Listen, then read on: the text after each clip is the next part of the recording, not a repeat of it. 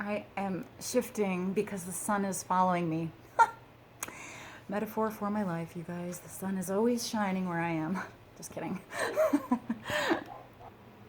Okay, so I wanted to just talk today about what is the thief of happiness. And I will tell you, it is something maybe you haven't thought of before, but it is the disease of comparison. And we're all guilty of it. And it sneaks up on us when we least expect it. And here's why. Most of us nowadays are completely into social media, whether it be whatever platform, Twitter, Instagram, Facebook, TikTok, any of those. We're super immersed in it. And what we don't realize is that the more time that we're spending on social media, that it is programming our mind how to think. And we don't realize this because it is happening on a subconscious level. We start to watch these videos all the time. We start to watch whatever, mindless things all the time. And we are processing billions of bits of information on a subconscious level throughout the day. But on a conscious level, we only have 100,000 to 200,000 bits of information that is being processed throughout the day. So what is happening is those subconscious bits of information that's being processed in our mind is affecting us on our energetic level. And that is why most people are walking around depressed, not feeling good enough, because you're seeing how other people's relationships are, their financial status, their bodies, their facial features or whatever, what they're doing in life is so much better than you. And the reality of it is, if you actually take a step back, is most of it is fake. But we don't realize that because we are constantly scrolling and we're constantly getting absorbed into that world of social media.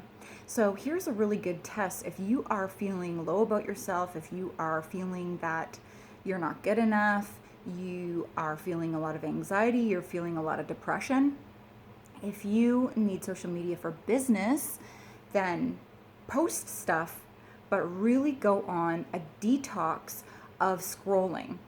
Now, if you don't need it for business, then try, I don't want to say the word try because I freaking hate it. Do a detox for 2 weeks, a month, or 6 months of social media and see how your life changes. It will change dramatically. We are being programmed and wired to not think anymore. That is what is happening with social media.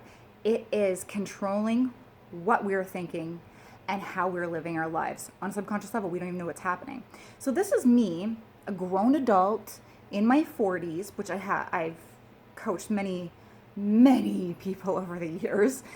And what I have seen with grown women is that they still are continuing with not feeling good enough, pressure, body image issues. And we're fully developed brains.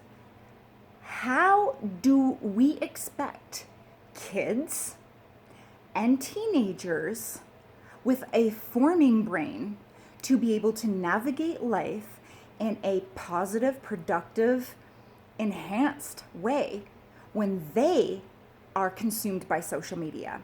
I think that is the most dangerous thing that is going on in the world right now, because kids are being taught how to think through social media and what is normal through social media, where it's not normal. A lot of it, like I said, is not even real.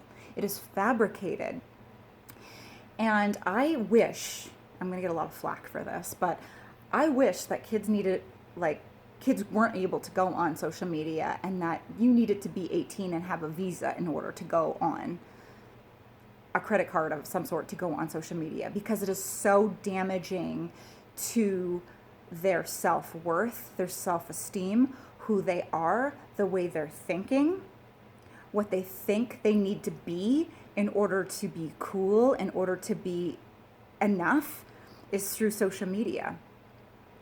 And I know there's kids on it. When I go on different platforms like TikTok, there's a lot of like, it's like soft porn, half the stuff. Like, it's, as an adult, whatever, like, but as kids and young teens, I'm sorry. I've just seen how it affects grown adults, men and women. That how are we as a society, unless that shifts, like the technology of social media shifts, that kids can have a healthy mind, and parents need to be really self-aware already and have a deep sense of knowing of who they are in order to raise strong-minded kids. And I'm not saying that that doesn't happen, because there are parents out there like that, but there's also a lot of parents that are still dealing with it themselves and their kids are on it. So I know I'm going to get a lot of flack for that. Don't really care, because this is a really important topic that is happening. Don't put blinders on. This is happening in the world. So depression, anxiety, comparison, even the fitness people out there, you guys, that you were seeing on Instagram or Facebook or whatever, they are not living the best life. A lot of those people have massive eating disorders, addictions to exercise, obsessions with working out and nutrition, or they have digestive issues or whatever. They're not perfect. There's a lot of stuff that's going on behind the scenes, and we're always wanting to emulate and put those people on a pedestal. And when we put those people on a pedestal, game over. Game over. You don't put anybody on a pedestal. I don't care who it is. You don't put anyone on a pedestal, because you are perfect in who you are. You are born into this world, which means you have purpose. Whether or not you know what your purpose is or not, doesn't matter. You have purpose. Just you going out and putting a smile on another person's face, you have no idea the ripple effect that you just had on that other person's life. You doing small things that are nice gestures for other people. You don't understand how that makes that person's day, and that in itself is a purpose. So putting people on a pedestal is dangerous. And look at who you might be obsessing over or wanting to be like, or feeling like you're not good enough because you're comparing yourself to this particular person. And be aware of that. As soon as we're aware of it, we can start to shift it. And this is all that this is about, you guys, is you shifting your mentality so that you can better your life. Yours. F everybody else's life. Look at your life and your family. Be the best version of you, because you are unique. This is also what I hate about the world, is that they're like, be an individual. But as soon as you start to speak your own mind about what you think, then it's like, oh, you can't say that. You can't be that. You can't think that way. You need to think exactly like the GOV tells us to think, and that these people tell us to think. It's not true. Cut away from that. Be your own person. If everyone in the world is doing something and you don't want to do it, and you don't feel it's right for you, don't do it.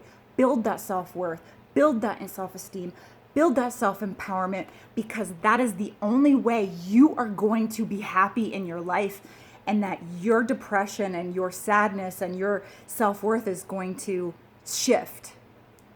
Anxiety is there, I think, for some of us. A lot of anxiety can be caused by multiple things, but one of the reasons is that we're not living our truth.